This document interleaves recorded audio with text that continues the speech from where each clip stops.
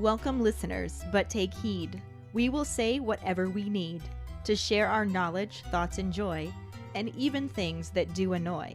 So join us now, but be aware, we have a tendency to swear. We'll dial it back a little bit. But frankly, we don't give a shit. Welcome to Just Keep Rowling, a Harry Potter book movie compare and contrast podcast. I'm Kayde, my co-host is Ellen, and this is our 101st episode. Woohoo! We just did that last week for the 100th episode. Well, yeah, but you got to say it last time. I wanted to say it all excitedly and stuff. But it's the 101st episode. It's not as exciting as the 100th episode. Well, not with that attitude, it's not. I think 101 is an excellent number. It's 101 Dalmatians. But this is 101 episodes, Ellen. It's way better. All right, fine. Let's just keep rolling into the rolling rehash. Last week, we covered the first half of Chapter 28, the madness of Mr. Crouch, in the kind of, sort of, not really corresponding film scene. Dobby thinks Christmas has come early when he's presented with his lovely woolen thank you gifts from the trio. Harry just can't keep his nose away from Crouch's Winky. Hagrid keeps knocking it out of the park with great lessons. Ron has the most efficient Niffler, but all it's really good at is making him realize he's still poor. And Hermione discovers how seriously random strangers take her best friend's supposed broken heart, but nothing adds insult to injury more than trying to use the bathroom with her heavily bandaged hands.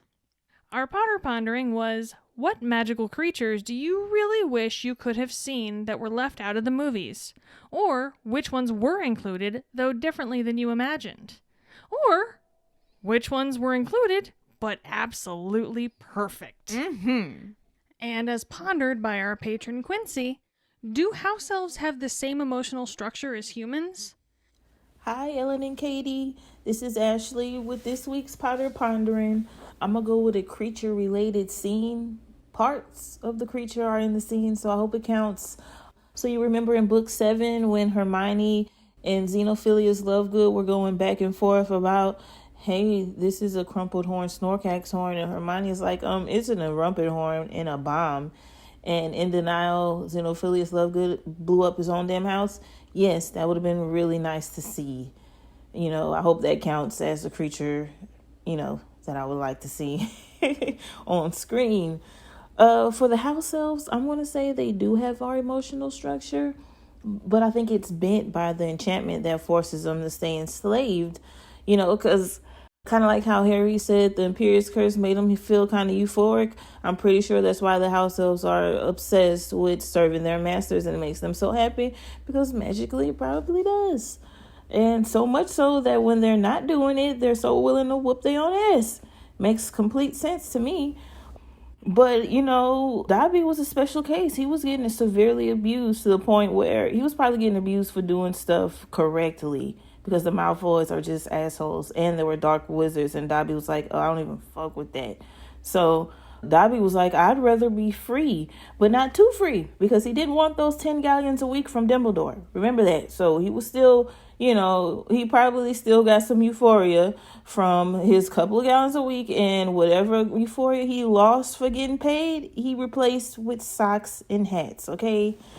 That's how I feel. Hey guys, Jackson here with my Potter Pondering. So, creatures that I wanted to see in Harry Potter. Oh, there's so many. From blast-handed Scroots to, let me think. Oh, the other creatures that they studied in Lupin's classes, the red caps, the hinky punks, and Kappas. That's it, Kappas. As for creatures that were done perfectly, well, Buckbeak, the hippogriff, was awesome. Would have loved to have seen some more hippogriffs in different colours. Fantastic Beasts did a great job with Bowtruckles and Nifflers. The Nifflers were so goddamn cute.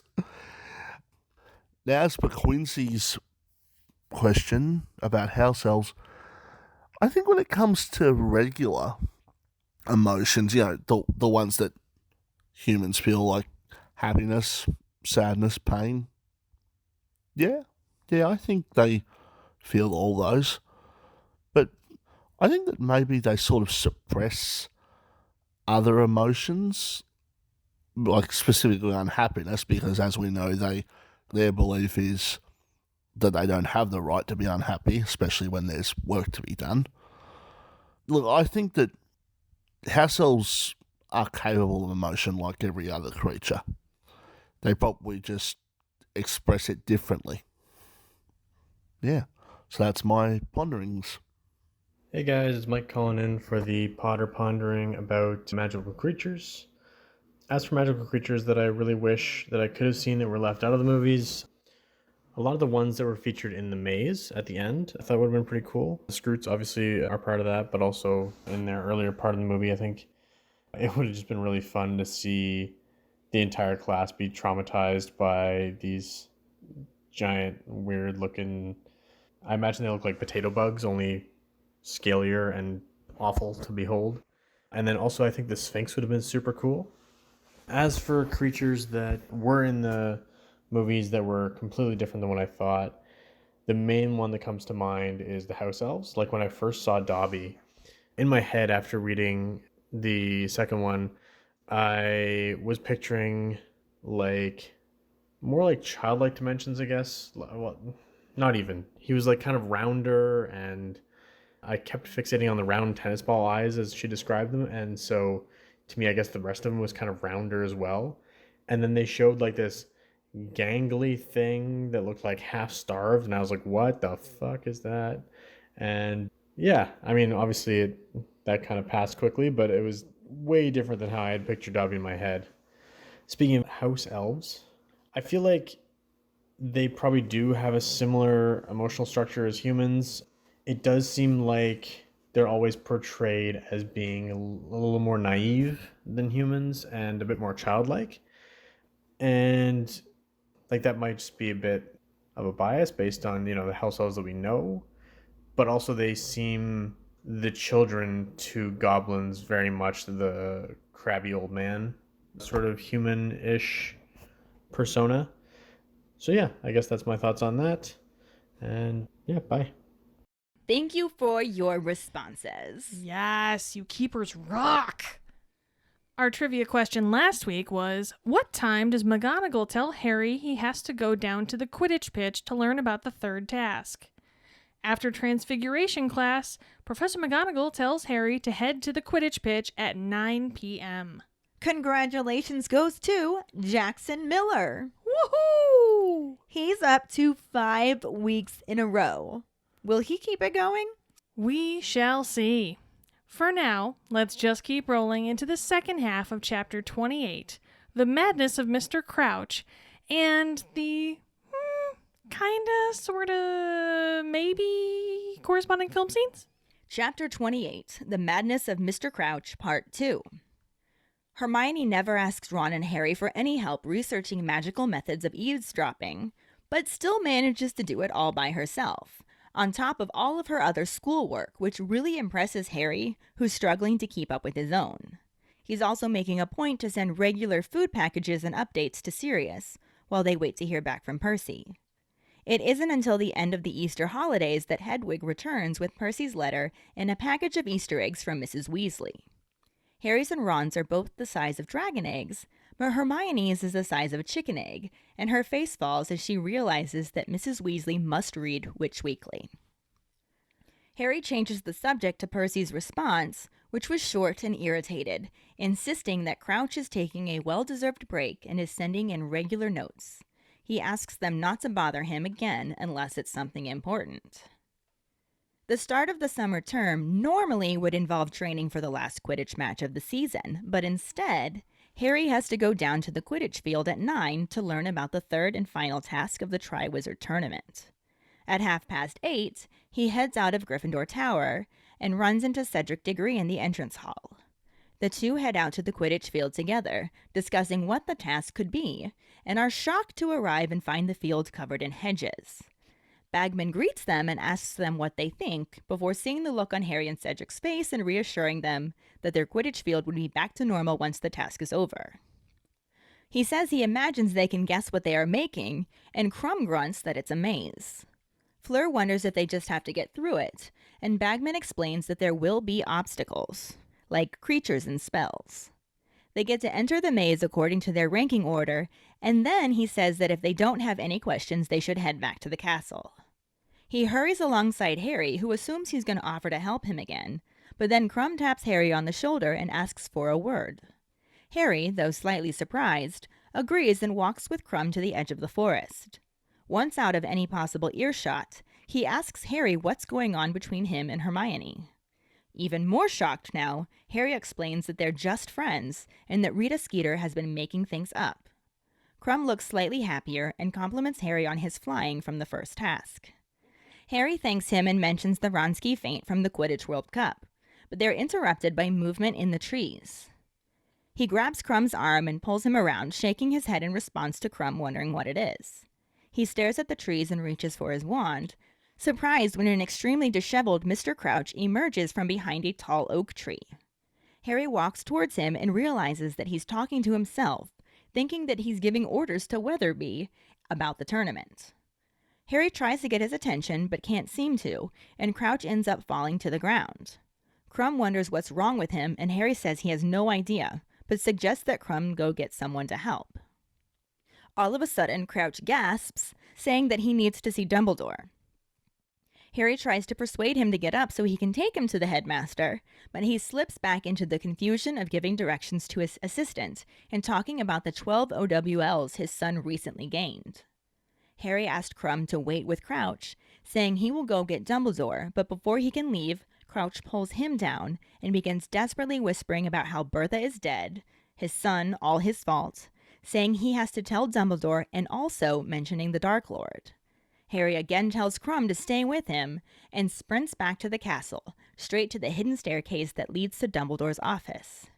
He tries to guess the password and is eventually interrupted by Snape, who proceeds to give him a hard time in his desperation to reach the headmaster.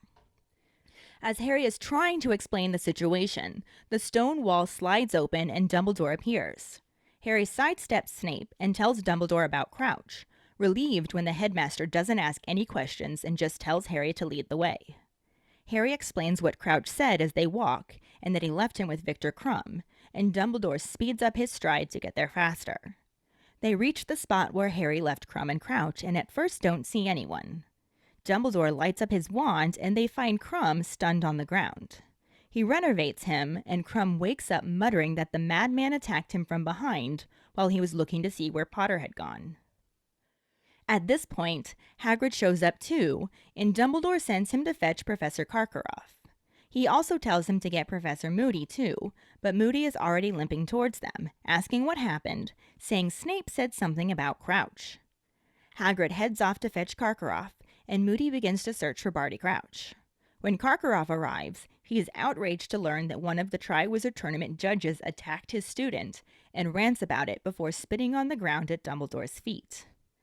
Hagrid lifts Karkaroff by the furs and slams him into a nearby tree, demanding that he apologize to Dumbledore, who tells the half-giant no and asks him to instead escort Harry back to the castle.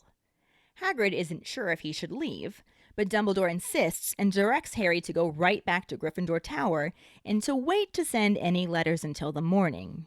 Harry wonders how Dumbledore knew he was considering sending a letter to Sirius, but agrees and heads off with Hagrid, who angrily growls about Karkaroff before lecturing Harry about going off alone with Crumb.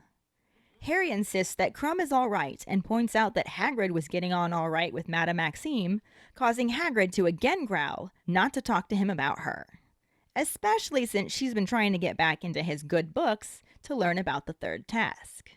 He again insists that you can't trust any of them and is in such a bad mood that Harry isn't sad to say goodbye when he reaches the fat lady. He climbs through the portrait hole and heads straight to Ron and Hermione to tell them what happened. The movie scene starts out with a nighttime wide transition shot of the castle, lake, and mountains, where Hagrid's voice begins to say that he remembers. It then cuts to Hagrid walking through the trees with Harry, Ron, and Hermione, talking about how he remembers when he first met them all, calling them all the biggest bunch of misfits he had ever set eyes on, but also saying they reminded him of himself a little.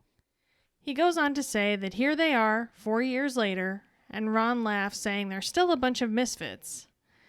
Hagrid says, maybe, but they've all got each other, and Harry, of course. The camera shifts to show Harry walking slightly apart from the others, looking forlorn, as Hagrid yells out that Harry is soon to be the youngest Triwizard Champion there ever has been. He then begins to sing the school song, which Hermione and Ron both join in on. Harry continues to wander in a direction on his own and notices a bowler hat lying on the ground.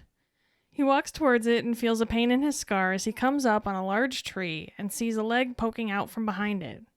The camera pans around the tree and reveals Mr. Crouch is lying on the ground, dead. Dun dun dun. Dun dun dun! So this half of the book chapter does actually have a teeny bit of a film scene that, sort of goes along with it. Just a teeny bit. Just a little guy. It definitely corresponds, but it is not the same. No, not at all. We start off this section with the knowledge that Hermione has managed to research magical methods of eavesdropping all on her own, on top of doing all of her other schoolwork. I mean, that sounds pretty familiar from stories that you've told me of your first couple weeks back to school. It's my life right now. It's also why we haven't had any kind of Potterheads of History episodes or cooking show episodes posted, because we are lucky I'm getting the regular episodes out on time. And you're doing very well. Eventually, I will be caught up on school stuff. And by next school year, this is going to be a breeze. Right? Because I won't have to make all of the lessons again. This is just my first year full-time at one school.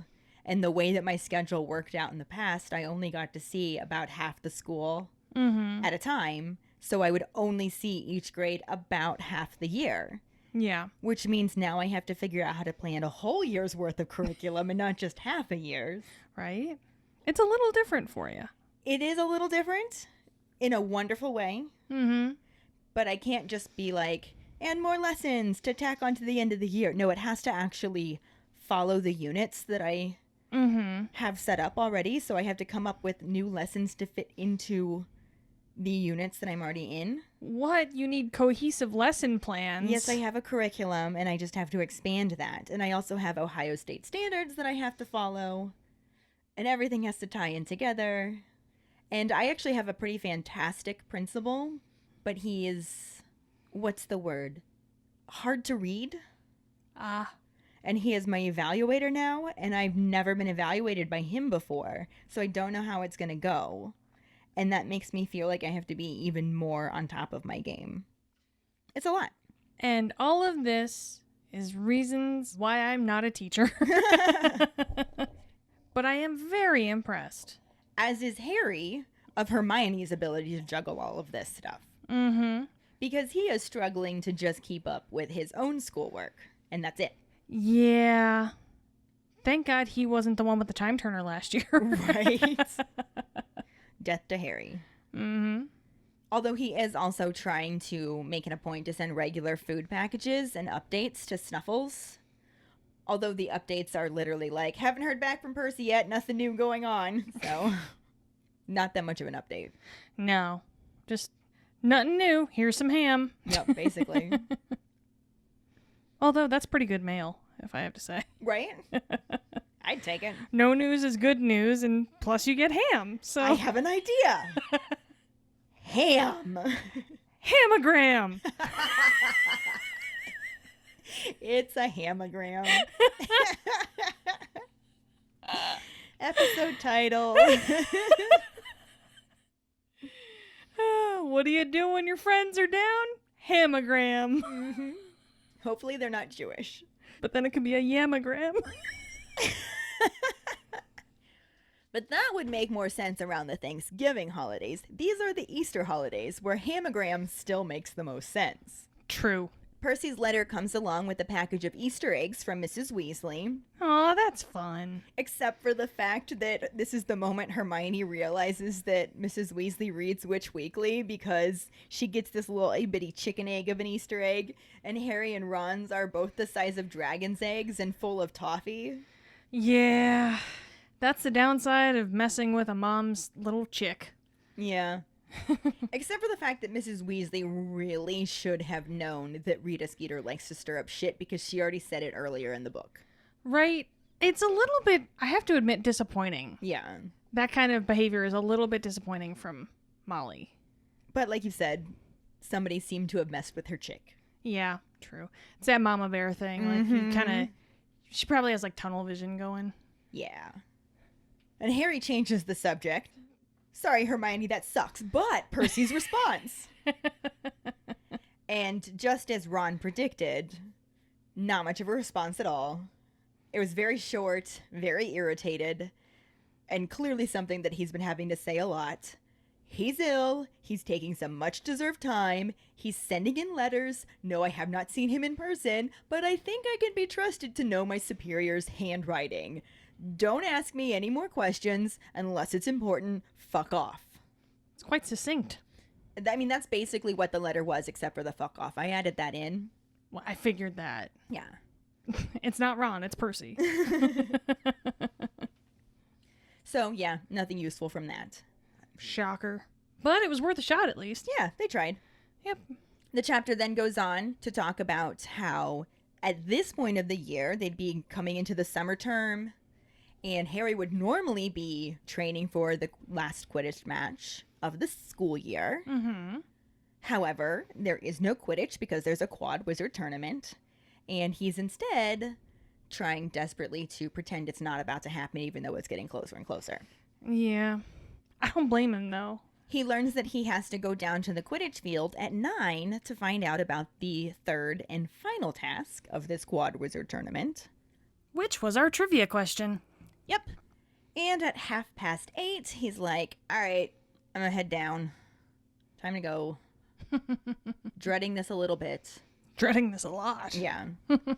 But he runs into Cedric Diggory in the entrance hall, and the two of them end up walking out to the Quidditch field together, discussing what the task might be.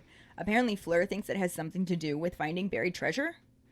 And Harry's just like, that's not so bad. I'll ask Hagrid for a niffler. Right? Like, you need a niffler, you niffler. Accio Niffler, bitches. Right? But they reach the field and are just appalled to see that it's completely covered in hedges.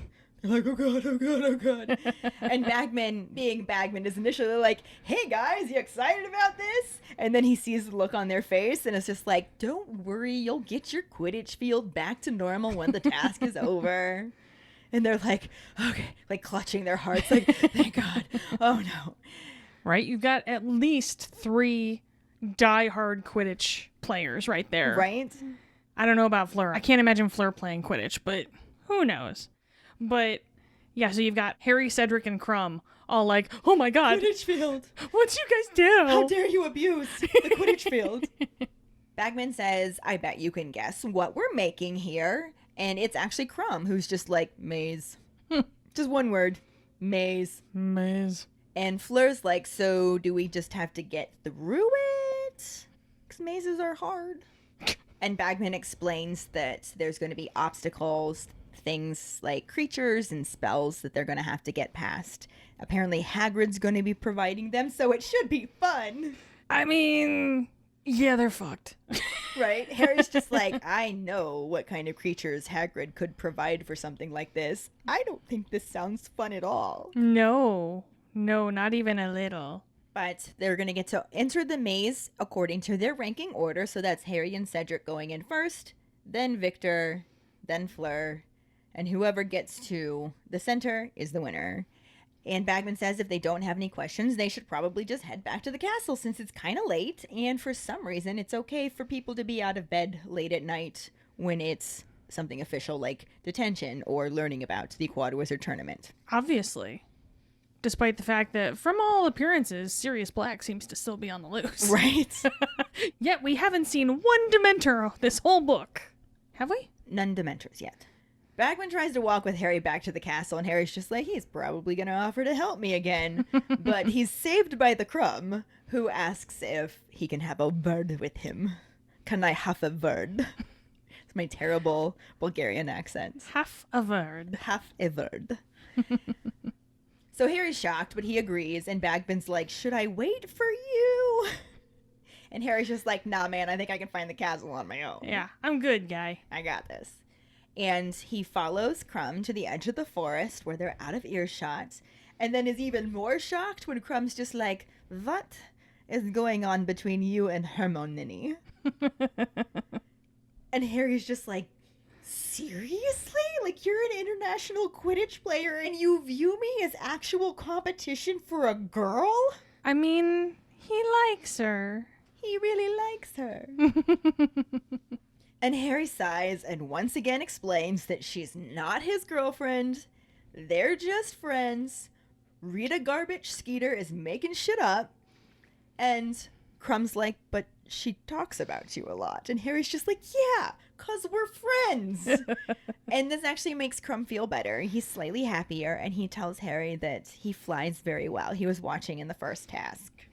Yeah. And that would feel awesome. Mm-hmm. An international Quidditch player just told Harry fucking Potter that he was a good flyer. Yeah, that'll be like the center point of his happiest dreams from now on, honestly. Especially considering how he looked up to him during the Quidditch World Cup, and oh my gosh, yeah, I'd lose my mind. And Harry was immediately like, thanks, like, you're so awesome too. The Wronski feint at the Quidditch World Cup I was watching, and then they're interrupted by some sort of noise. There's movement near the trees. Aren't they always? Mm-hmm. It was too happy of a moment for Harry. We can't have that. Right? And Harry grabs Crumb and spins him around so they're both looking in the same direction and reaches for his wand, and Crumb's just like, what? And Harry's just like, shakes his head, don't bother me right now, I'm trying to figure out what's going on. Crumb's not the brightest crayon in the box. I mean, the dude can't even read. Right? So there's that. And all of a sudden, Barty Crouch emerges from behind a fucking tree. What? And this is so weird because he's supposed to be sick, hasn't been showing up for the tournament, and then on top of that, dude looks like he's been walking for days. He is disheveled, his robes are torn, his hair and mustache both need a trim, and he does not look anything like the neat, put-together Hitler dude that he normally looks like. Yeah, it's definitely a stark contrast to what we've seen before from Barty Crouch. Plus, he's rambling, thinking that he's giving instructions to Weatherby, because apparently he still calls Percy Weatherby. Like he does. And then he trips and just falls on the ground while Harry's trying to get his attention. And Crumb's like, what is going on with this guy? What's wrong with him? And Harry's like, I have no idea. Maybe you should go get help. And Crumb, not being able to read, is a little slow on that uptake. But they're distracted when Crouch gasps and is just like, I need to see Dumbledore. Like, this is very lucid. Crazy, but lucid. Yeah. And he starts insisting that he needs to see Dumbledore. And Harry's like, well, get up. I will take you to him. And then Crouch just slips back into the confusion. And he starts talking about how his son recently gained 12 OWLs, which makes no sense whatsoever because there's no way that happened recently. Yeah. Something is definitely up with this guy because dude is fucked in the head. Right? Falling on the ground, rambling about things that don't make sense, occasionally going lucid and begging to see Dumbledore. He recognizes Harry, but doesn't realize it's Harry. And it's just like, Dumbledore, you'll take me to him? And Harry's like, yeah. And he's just like, you're not his. And Harry's like, no. Like, not knowing what's going on, really. Yeah. But the whole situation is very strange. And he tries to tell Crumb, like, no, you stay with him and keep an eye on him. I know where Dumbledore's office is. I can get there faster. And he tries to leave to go get Dumbledore, but, like, Crouch pulls him down and starts talking about how Bertha Jorkins is dead. It's all his fault. Says something about his son. Says something about Harry Potter. And says something about the Dark Lord. All very crazy, but unfortunately coming out a lot more lucid than the other shit he was talking about. Yeah, boy definitely needs more gillyweed. Yeah. This is kind of where the movie section corresponds. And note my use of the word kind of, because it barely has anything in common. Yeah. We join our hero in the Forbidden Forest at dusk, because, sure, why not? But Harry's not with Crumb. He's sort of with Hagrid, Ron, and Hermione. Yeah, the movie also never had them find out about the third task. It's just a cut to them in the forest after the second task. Why would you need to know about the third task? That's so dumb. Right? Whatever. And we hear Hagrid say that he remembers when he first met them all as he walks along with the trio, as they are. He then calls them the biggest bunch of misfits he ever set eyes on. Not wrong there. Nope. He goes on to say that they remind him a little of himself. So for those keeping score, Hagrid is 2 for 2 today. Well, he could use a win after that article. What article? You know, the one from the book about Hagrid being half giant? Oh, you mean the thing the movie left out completely? That's the one. Yeah. Hagrid was so forlorn. Remember that? Vaguely. That's not how it happened in the movie, though. They left that out for 75-minute-long dragon chases and random scenes in the Forbidden Forest, where they now all are 4 years and about 50 pounds of combined hair later. Ron laughs, saying they're still a bunch of misfits. Point Ron. Yes. Obviously. But Hagrid points out that they may be, but they've got each other, and Harry, of course. Who, famous or not, is probably the biggest misfit of the group. I mean, he's definitely the biggest meddler. The biggest noser. Yes. The movie even reflects that, as Harry veers away from the others, looking emo AF, as Hagrid, a man who never met a jinx he can't make worse, yells out that Harry is about to be the youngest quad wizard champion that there has ever been. He then, for some unfathomable reason, begins to sing the school song, which Hermione and Ron both join in on, since everyone knows the best way to deter danger is to sing your school alma mater loudly in the middle of the woods. I mean, it was pretty scary. But Harry continues to wander randomly by himself when he notices a bowler hat lying on the ground. He goes to get it, thinking it would look dope as hell on him, but turns out his Scar is not a big fan of headgear and gives him a warning zap of pain. It is then that Harry notices a leg poking out from behind a big-ass tree. The camera pans around and reveals, dun dun dun, Mr. Crouch is lying on the ground, dead. Le gasp. Now, as you already mentioned, this is not how it happened in the book. What? As we already discussed, Harry was with Crumb Mm-hmm. and finds Crouch completely alive, though a little out of it. A little? Okay, a lot of it. Lottle. Uh-huh. You know what? Taking it. Harry again tells Crumb to stay with him because dude can't even read and probably needs directions in multiple ways. Like maybe he should have written it down, acted it out. Some direction charades. Right. But he runs straight to the hidden staircase that leads to Dumbledore's office. And he tries to guess the password, starting with Sherbet Lemon, because that's what it was the last time he had to go to his office. But that wouldn't work. And he's just desperately standing there trying to figure out what to do when Snape shows up. And that's always a good time. And decides to be Snape and just really enjoy himself while he's preventing Harry from the one thing that he wants. Even though this is a real fucking emergency and you're being a dickhole. Snape, you're being a dickhole. I mean, is that much different than usual Snape? No, it's not. All right, At least then. not in the book. Definitely. So Harry's trying to explain the situation to Dickhole Snape. Dickhole Snape? Dickhole Snape. Sounds like Like Black Nicole's. Hole's son. Dickhole Snape, won't you come? Anyway, Harry's trying to explain the situation to Dickhole Snape, and thankfully the stone wall just opens and Dumbledore appears, because that was going to go on forever. Yeah. And all-knowing Dumbledore probably realized he needed to be down there, so... Or he was just, going to get some hot chocolate. Who knows? I like to think that Dumbledore had a peephole on the other side, and he was watching Harry, guess wrong. And then he saw Snape coming, and he was like, oh, Fuck. I should probably get out there now. All right, this is going to be bad. Yeah. But Harry just, like, cuts Snape off before he has a chance to say anything and tells Dumbledore that Barty Crouch is here. He's crazy, but he's here. And thankfully, Dumbledore does not ask any questions and just asks him to lead the way. So while they're walking out to find Crouch and Crumb, Harry's explaining the situation to him, and when Dumbledore realizes that Harry left him with Victor Crumb, he starts walking so much faster that Harry actually has to jog to keep up with him.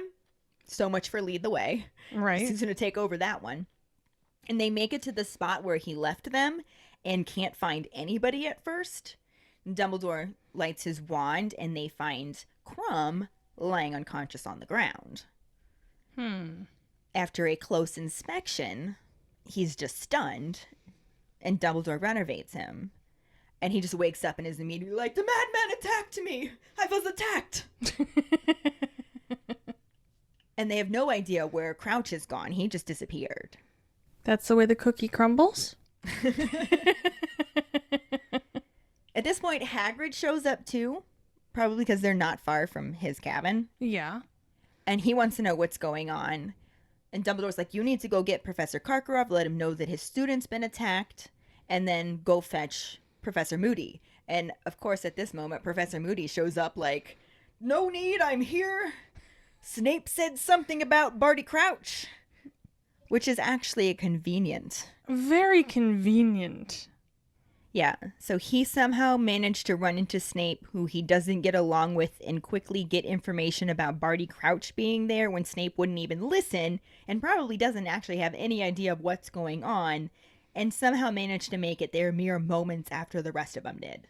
You know, Ellen, if I didn't know any better, I'd say you were suspicious of this Moody guy. Well, he's fishy. Hagrid heads off to go find Karkaroff, and Moody starts looking for Barty Crouch because they don't know what happened to him.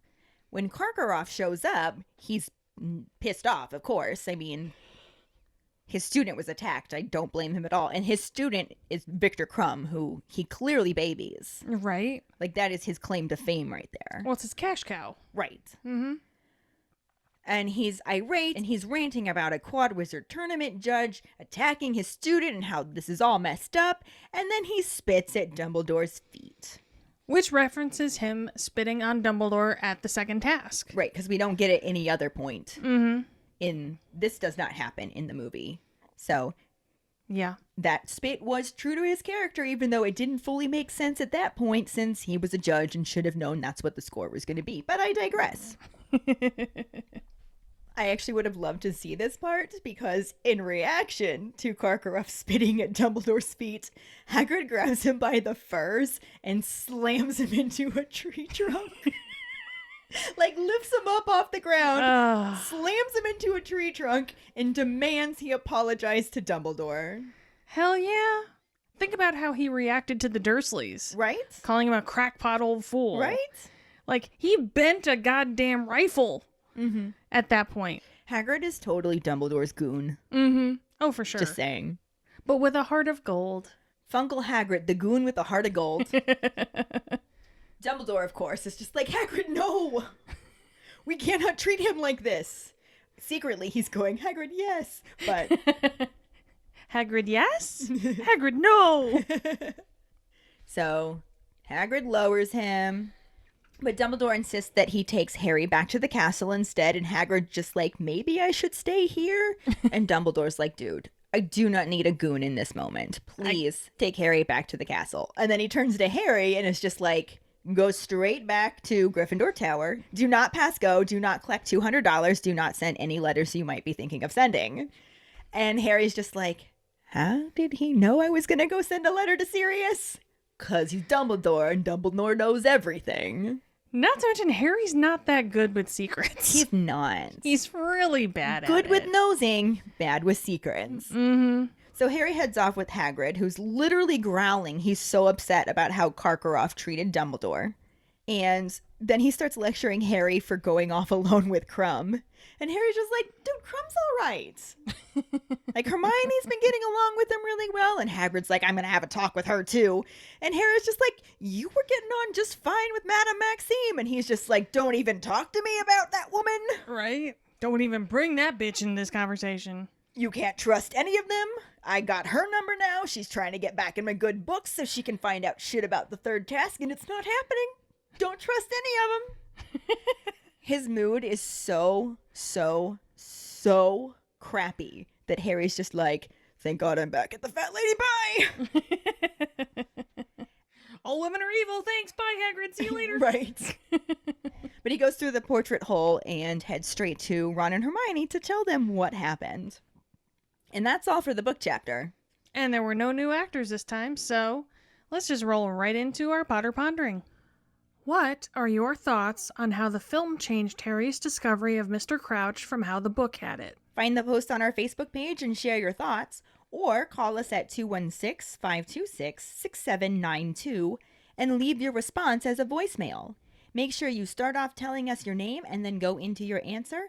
And, as always, you could record it and email it to us as well at justkeeprowling@gmail.com. We really look forward to reading and hearing them. And now for our Sorting Hat story, which is from Liz Furman Bragg. She writes, Pottermore put me in Gryffindor, but I am definitely a Hufflepuff. My wand is 10 3/4, reasonably supple red oak with a unicorn hair core. My Patronus is a Swift, which disappointed me at first, but I heard an NPR story on them and now I love it.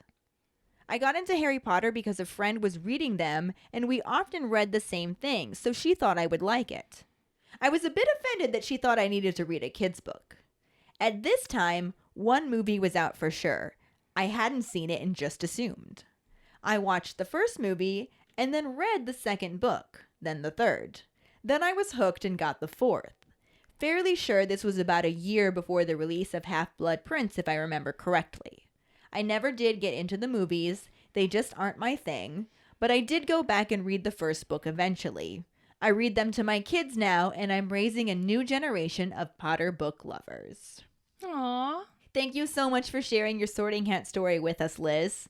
As the resident that's not how it happened in the book host, I do understand preferring the books over the movies, but I will say that doing this podcast has definitely given me new appreciation for them. Yes, thank you for that story. It was awesome. And if any of you other keepers out there listening would like us to read your Sorting Hat story on a future episode, you can email it to us at justkeeprowling@gmail.com. Let us know your house, wand, Patronus, how you got into Harry Potter, and anything else you might want to share with us. You can also just message it to us over social media.